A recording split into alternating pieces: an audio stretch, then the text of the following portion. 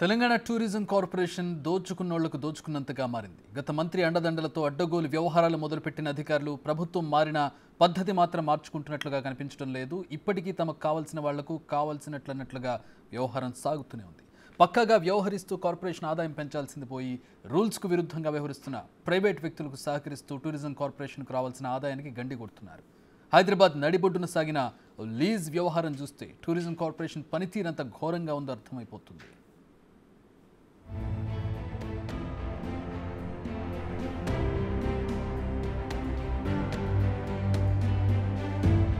Icon దుర్గం చెరువు పక్కనే ఉన్న పబ్, ఎదురుగా కేబుల్ బ్రిడ్జ్, లగ్జూరియస్ సెటప్.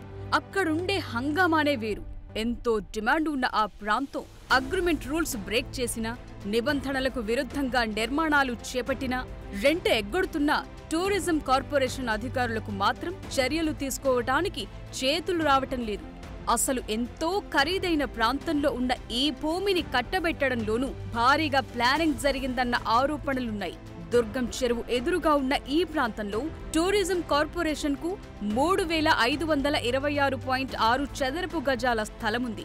అందులో G+1 పద్ధతిలో food court, AC banquet hall ను 10,000 చదరపు అడుగుల లోపు నిర్మించుకోవటానికి 2022లో టెండర్లు పిలిచింది టూరిజం కార్పొరేషన్.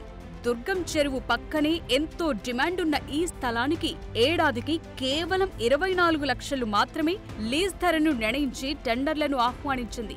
అక్కడ స్థలం లీజ్ అంత తక్కువగా ఉంటుందా అన్న ఆలోచనే టూరిజం అధికారులకు రాలేదా? లేక కావాలని అంత తక్కువ ధర పెట్టారా?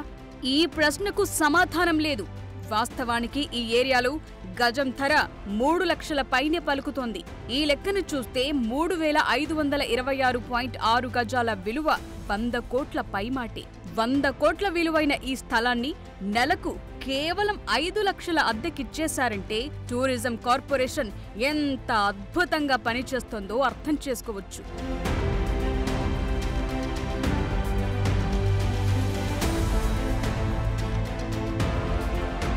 ఈ టెండర్లలో ఏడాదికి 60 లక్షలు ఇస్తామంటూ NVR hotels and caterers highest bid వేయటంతో ఆ సంస్థకే టెండర్ కట్టబెట్టేశారు. అంటే నెలకు ఎకరం స్థలం ఇచ్చినందుకు 5 లక్షలు రెంట్ కడతారన్నమాట. దుర్గం చెరువు ఏరియాలో అంత తక్కువ ధర, కనీసం నెలకు 30 లక్షలకు పైగా రెంటొచ్చే చోట అంత తక్కువకు ఎందుకిచ్చినట్లు? ఈ విషయాన్ని ఆలోచించకుండానే ఆగస్టు 3, 2022న tourism corporation MD, NVR hotels and caterers ఎండీతో అగ్రిమెంట్ కూడా చేసేసుకున్నారు. అగ్రిమెంటులో రూల్స్ చూస్తే 6 నెలలు అక్కడ ఫుడ్ కోర్టును ఏర్పాటు చేయాలి. అలా ఏర్పాటు చేయలేకపోతే అగ్రిమెంటును రద్దు చేస్తామని స్పష్టంగా టెండర్ డాక్యుమెంట్లో పేర్కొన్నారు. ఆగస్టు 3, 2022న అగ్రిమెంట్ అయ్యింది కాబట్టి జనవరి 3, 2023 నాటికి ప్రారంభం కావాలి.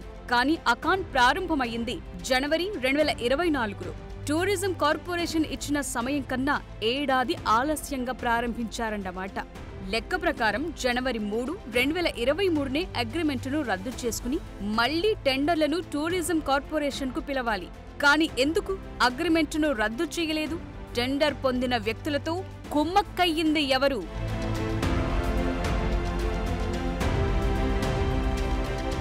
ఈ వ్యవహారంలో ఇంకో ట్విస్ట్. అకాన్ను నిర్వహిస్తోంది అకాన్ బ్రూయింగ్ ప్రైవేట్ లిమిటెడ్. ఈ సంస్థ టూరిజం కార్పొరేషన్తో ఎలాంటి అగ్రిమెంటు చేసుకోలేదు. వాస్తవానికి టెండర్ పొందింది ఎన్వీఆర్ హోటల్స్ అండ్ క్యాటరర్స్. మరి అకాన్ సీన్లోకి ఎందుకొచ్చిందంటే అందులో ఉన్న ఓ పార్ట్నర్ ఇందులోనూ పార్ట్నర్ అని. అలా ఒక పార్ట్నర్ ఉన్నంత మాత్రాన వేరే సంస్థకు స్థలం అప్పగించేస్తారా? ఈ విషయం తెలిసిన టూరిజం అధికారులు కళ్ళు మూసుకునే ఉన్నారు. అగ్రిమెంటులో ఉన్న ఒప్పందం ప్రకారం ఆ ఏరియాలో కొంత భాగాన్ని మాత్రమే ఎన్వీఆర్ హోటల్స్ అండ్ క్యాటరర్స్ సబ్లీజ్కు ఇచ్చుకోవచ్చు. అంతేగాని గంపగుత్తగా మొత్తం ఇచ్చేయటానికి వీల్లేదు. మరి అలా ఇచ్చేసినా ఎందుకు యాక్షన్ తీసుకోవటం లేదు?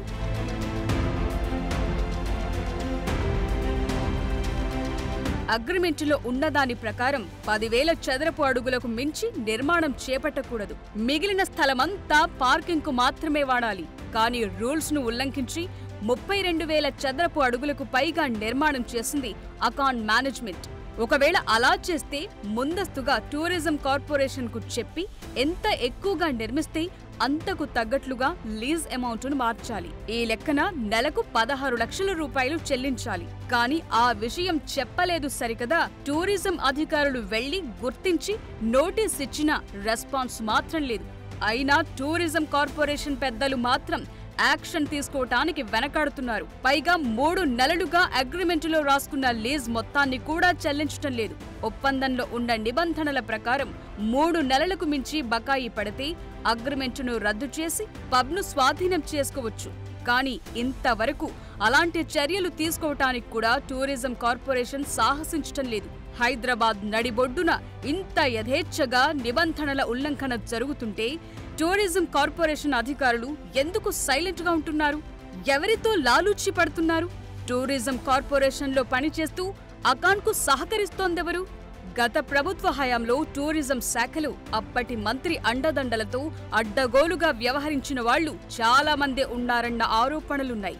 మంత్రి ఎలా చెబితే అలా చేస్తూ కార్పొరేషన్ ఆదాయానికి గండి కొట్టారు. కావాల్సిన వాళ్లకు టెండర్లు కట్టబెట్టారు. టెండర్లు దక్కించుకున్న వాళ్లతో టూరిజం కార్పొరేషన్లోని కీలక వ్యక్తులు కుమ్మక్కు కావటంతో ఆ సంస్థ పనితీరులో ఎలాంటి మార్పు రావటం లేదన్న ఆరోపణలున్నాయి.